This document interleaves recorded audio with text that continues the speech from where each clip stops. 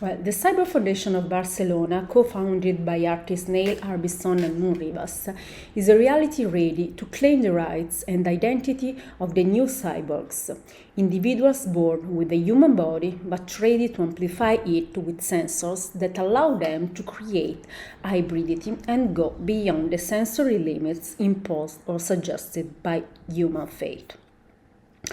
Propagated from Cyber Foundation is the Transpecies Society, co-founded in 2017 by Neil Harbisson and Moon Ribas with Manuel de Aguas to support humans willing to absorb peculiarities of other species in a curious and transcendent exchange, generating perspectives and sensations never known and never possible before by the human species and vice versa. In the present paper, The Demiurgical Principle of Digital Senses, we have decided to focus on the Cyber Foundation and the Transpecies Society as case studies of two virtuous realities, in which various cyborgs have had the opportunity to organize as a cultural reality, as a cyborg rights union, and as a facilitating center with a network of computer scientists and surgeons for those who have the curiosity and ambition to experience uncommon forms of reality and life through an expanded body.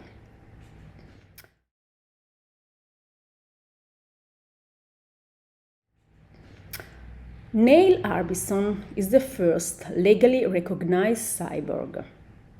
Using an antenna implanted in his brain and developed together with computer scientist Adam Montadon, he has been able to perceive the musical frequencies of colors since 2004. Harbisson suffers from a condition, achromatopsia, or the inability to see colors, which limited him to living in a black and white movie until the age of 21.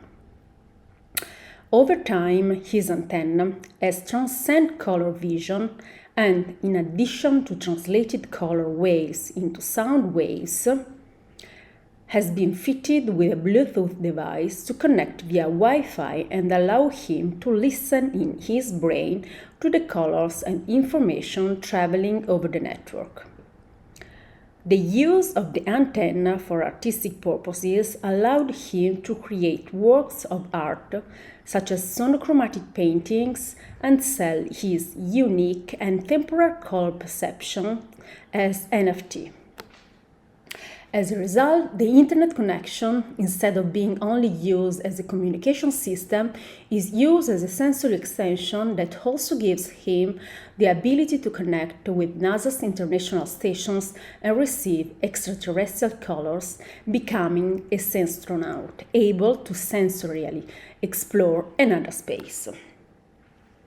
An advocate of cybernetics for all, Neil Harbisson, describes his antenna as an RR, real reality, stating, "I think the concept of virtual reality is a waste of time when there is a real reality that you can fully experience."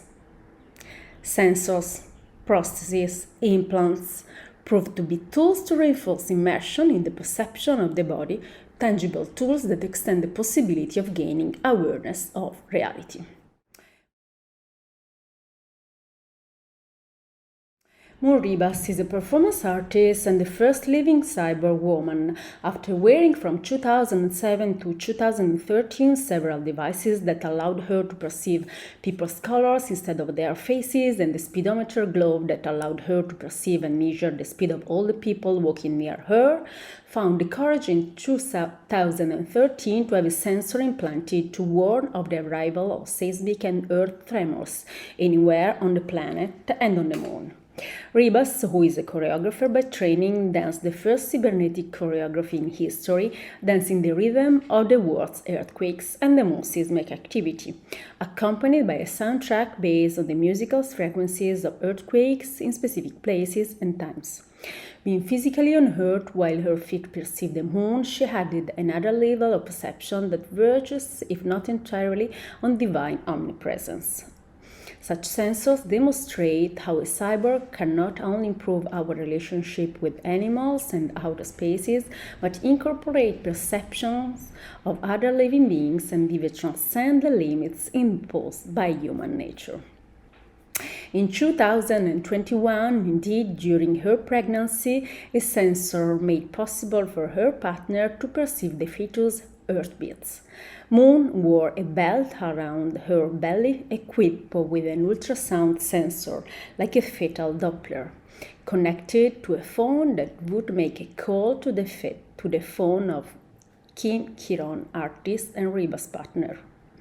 Giron thus became able to listen to the baby's heartbeat and the fluids in the amniotic sac. This is an experiment in digital pregnancy which flanks the biological one and pushes the potential of cyborgism further, freeing corporality from its physical obstacles, becoming an enhanced body, a body augmented by technologies and in close relationship with them. The posthuman individuals do not lose their material substance but acquire capabilities impossible without the hybridization of the physical body with mechanical prostheses or digital tools. The reality that surrounds us is full of elements that are imperceptible to the human species. However, in nature we find a great diversity of species that have the ability to perceive other qualities of the environment. As Moon Ribas, Manuel de Aguas, a cyborg artist and Transpecies from Catalonia, challenges the human being to enrich himself with some of these perceptions and reveal the broad spectrum of invisible elements that surround us. The sensory fins he has developed and implanted in the upper extremities of his skull allow him to feel atmospheric pressure, temperature, and humidity. The Aguas performances become a collaboration between artists, his fins, and the information contained in the atmosphere, and allow the audience to experience different climates of the planet through sound in real time. In fact, the atmosphere is full of information and is an element in the biopolitical construction of personal and collective identities. Other cyborgs, artists in residence of the Transpecies Society community, are similarly interested in enhancing the ability to perceive physical states of the atmosphere as if they could penetrate the elementary particles of matter.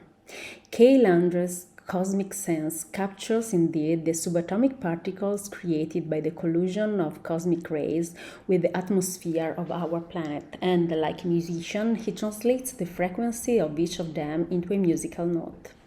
The sensor implanted by Alex Garcia in his chest allows him to perceive the quality of air he breathes and to detect atmospheric pollution through vibration on LEDs. Moreover, magnets implanted in the fingers and ears of visual and performance artist Hannah Meltzer enable her to detect magnetic fields. And lastly, the sensory system developed and installed by Joe Deckney in his head is a radar system that uses radio waves to determine the distance, angle, and radial velocity of objects related to him. Radicalizing the body without Arcturian organs, the cyborg frees the human body from its constrained physicality and obsolescence and enjoys the exponential development of technosciences in the morphological and digital spheres. Launched in the 1980s with practices of electrical body extensions, the process of cyborgization of the body has strengthened considerably in the last decade. Stellar, a famous Australian artist born in Cyprus, is a pioneer in the redefinition of the human body, which, according to the artist, has become obsolete to hold up to the new rhythms and times of the economy, society, and art. He has turned his body into a sort of post-human robotic entity. In 2006, by undergoing a surgical operation to implant the third ear in his arm, developed with his his own stem cells, Stelarc had in a way decolonized hearing and redefined the concept of listening and acoustic sensitivity. The ear is a sense organ that could be placed on the skin and other parts of the body to activate sensory and non-verbal listening. The documentation of the surgery was disclosed to turn the cameras on the artist's transforming body. This prosthesis Stelarc has created through his career and the grafts he has experimented with reveal a parable of human time and the biopolitical line without which there is no survival for the human being. If his practice, along with Orland's, paved the way for major invasive experimentation on their own bodies, he also began to examine how digital culture would affect the human condition and sensoriality. As biomedical industries, scientific research organizations, and technology companies compete for access to the body's goldmine of data, new legal and ethical questions are emerging about what constitute the ID, the ego, and the superego of the hybrid continuum of the post-human being.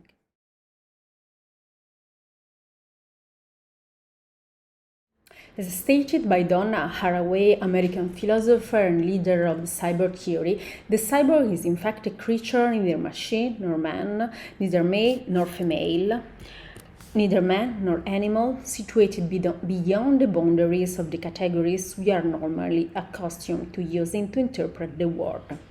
A metadata of itself, which, while producing data in real time, captures and decodes new ones. If surveillance is exerted on humans, it can also be exerted by humans on the functional mechanism of life, such as geological vibration of the surrounding landscape, earthbeat, or the atmosphere in which we are immersed, creating new alliances and redefine social relations. I would rather be a cyborg than a goddess. Donna Haraway famously wrote at the end of her Cyborg Manifesto, an exhortation to social feminists in 1985 to adopt the cyborg as new structuring myth on feminist thought and practice. Perhaps the evolution of the cyborg after 40 years can also aspire to the dimension of the divine. The cyborg, of which Donna Haraway speaks, is a creature of social reality and fiction, a way of imagining the world without gender and therefore without genesis or end, whose unitary policy is to combat the structuring tendencies of capitalism and patriarchy. Many of us are already cyborgs, a term coined by Neil Harbisson to describe individuals whose minds are augmented by electronics, rendering us enabled to imagine ourselves without an internet connection. We can indeed no longer think of human being in exclusively biological terms. The pursuit of mind uploading, which involves replicating the human brain to create an exact digital copy, holds the promise of digital existence beyond death. Initiatives such as the Human Brain Project, Carbon Copies Foundation, and 2045 initiative all seek to achieve a complete simulation of the human brain and the transfer of consciousness from biological to technological mediums. This concept resonates both with the religious idea that the human beings themselves are copies of God, created in His image and likeness, and with the prospect of cybernetic immortality. Being cyborgs means to indulge in the pleasure and power of thinking ourselves as autonomous beings, driven by a desire to enhance our body to compensate for the shortcomings of evolutions. As the American postmodern literary critic Katherine Hayles argues, the notion of post-human does not signify the end of humanity, but rather the end of a certain narrow and definitive conception of what it means to be human. The idea of integrating electronics and data as an extension of human bodies liberates us from the constraint of limited knowledge and, following Nietzsche's proclamation of the death of God, enables humans to transcend the fear of hubris and accelerate towards abilities previously attributed to superior omniscience and omnipresence entities. The philosopher Yuk Hui urges us to re-cosmicize the world, borrowing the term from the French geographer and philosopher Augustin Burke. Re-cosmicizing the world implies a duty to generate ways of living that resolve the conflict between traditional knowledge and modern science, between technology and the mysticism, between the rational and the non-rational.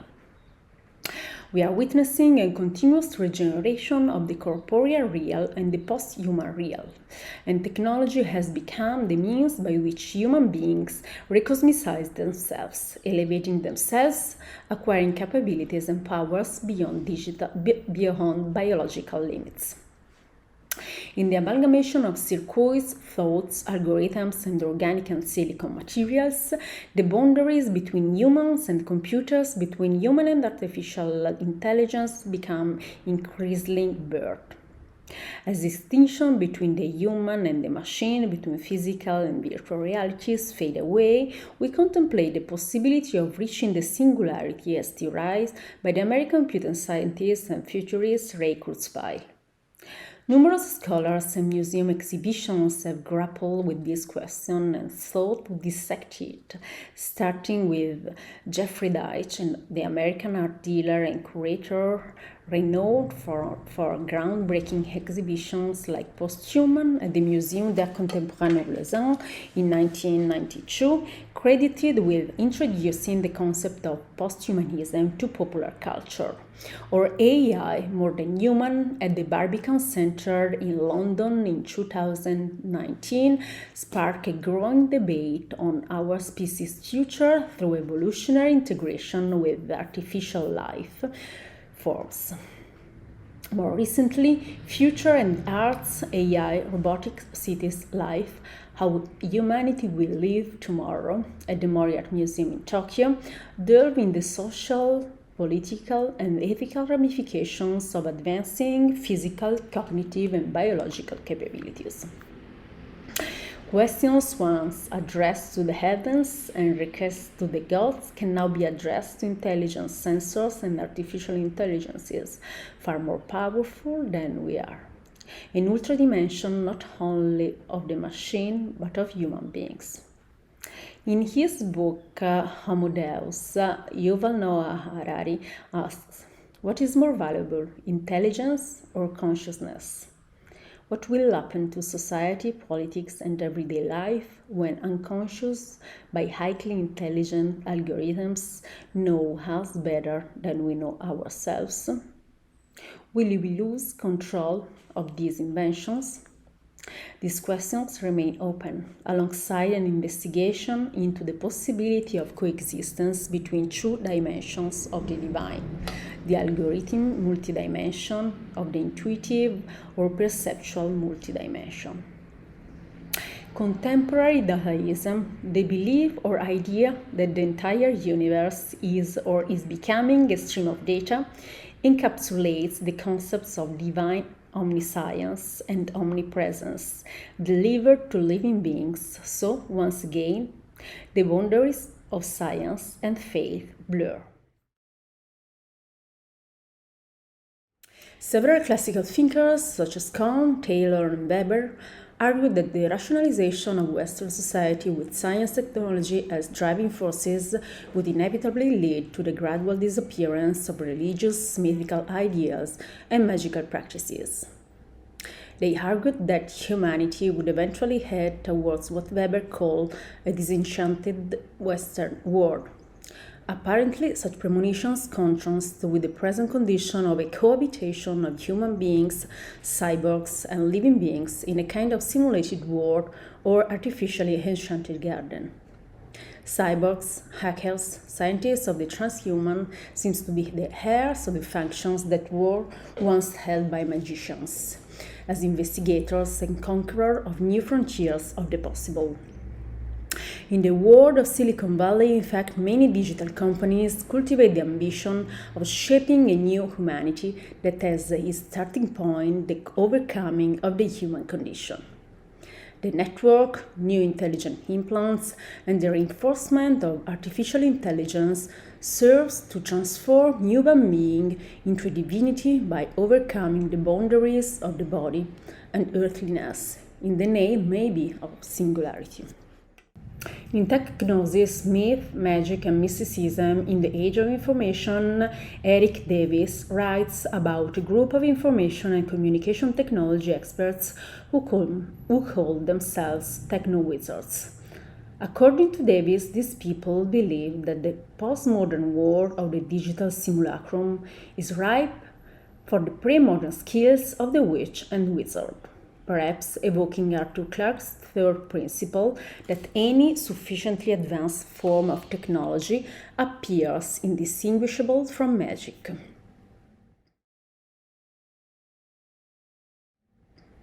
If ancestral animism was governed by the principle of life force, late modern techno-animism seems to be governed by the principle of artifice, which becomes a real crossroads of visions and beliefs and bodies in metamorphosis.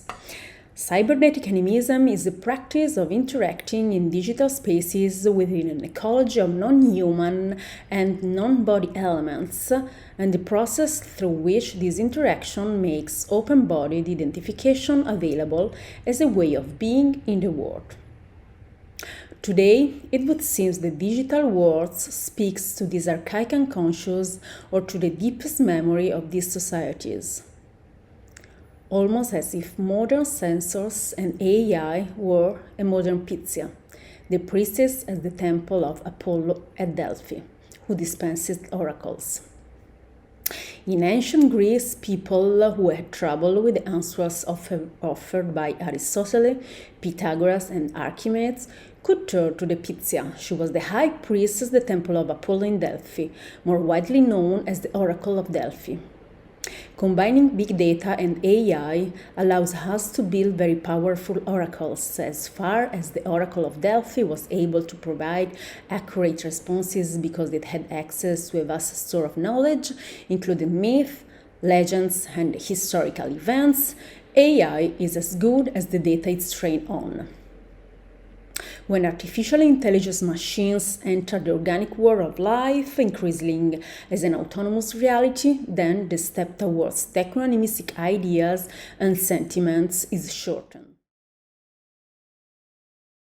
From this perspective, techno-animism can be seen as an unforeseen and irrational side effect of the acceleration of the rationalization process. Rationalizations does not by definition equate to disenchantment, but can also mean re-enchantment. Paraphrasing Chiara Valerio, Italian mathematician and writer, what is the difference between dancing to make it rain and applying voice assistance technology control your house or play music? As we undergo the process of cyborgizations, our bodies transform into devices, whereby simple gestures, such as an hand movement, a step, or a nod, directly interact with the Earth's electromagnetism, triggering new physical dynamics around us. Norbert Wiener, the eminent mathematician and pioneer of modern cybernetics, highlighted as early as 1950 the close correlation between religion and technology. Lacking a technological literacy that allows us to understand it in terms of cause and effect, attributing its advancements to human knowledge influenced by errors and subject to evolution and improvement, we view technology as a mythical phenomenon.